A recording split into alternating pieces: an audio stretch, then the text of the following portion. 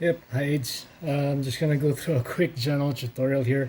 Sorry, I don't have a really good camera set up, so I just have my cell phone propped up on a high shelf.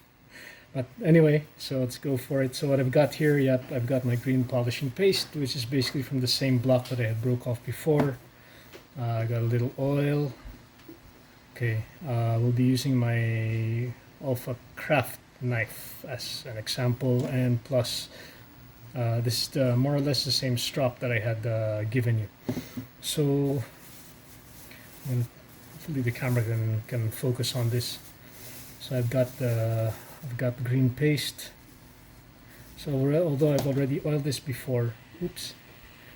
Okay, I'm just gonna drop some oil on it just to get it a little bit more waxy, and then I'm gonna rub it on my strop. You can see my strop's kind of black already. I've been using this for quite a while, and time to charge it up.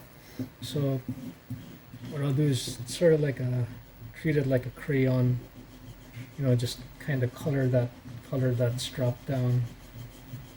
And if you see it getting a little bit dry, just add a little more oil again.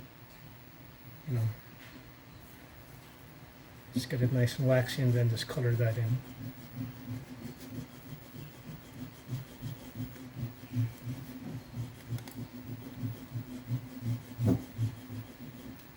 Okay. So I've kind of got that colored up. So what I'll do is I'm gonna take the knife, but I gotta check what the angle the bevel is. That slant where the cutting edge is. So this one is probably about somewhere between maybe 20 to 30 degrees. So, well, if you've already sharpened this and you're just gonna strop to kind of polish it up. So, one general way to do it is, this is 90 degrees, put it in half, that's about 45, and then another half, so that's about 22.5. So that's about, it'll give you around 20 to 25 degrees, and then you just start, don't cut into the strop, just move it back. I'm just giving it some firm pressure just to make sure that I've got the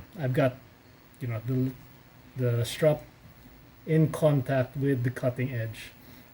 And I'll probably do this like maybe 8 times. 1, 2, 3, 4, 5, 6, 7, 8.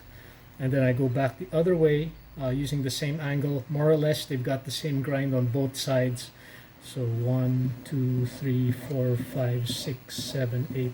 And then from 8, I will count down all the way to 1. So 1, 2, 3, 4, 5, 6, 7. 1, 2, 3, 4, 5, 6, 7, and then 1, 2, 3, 4, 5, 6, 1, 2, 3, 4, 5, 6, 1, 2, 3, 4, 5, 1, 2, 3, 4, 5. You can see some of the excess compound is already coming off. That's fine. Normal happens.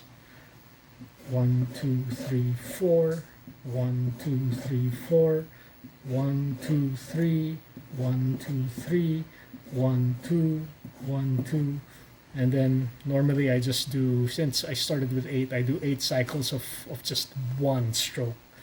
1, 1, 2, 2, 3, 3, 4, 4, 5, 5, 6, 6, 7, 7, 8, 8. So what you'll notice, I don't know if hope the camera can see this, is that the cutting edge kind of gets polished. I don't know if you can actually see that there's a little bit of mirroring there, and this really just makes the edge really smooth and allows for a smoother cut.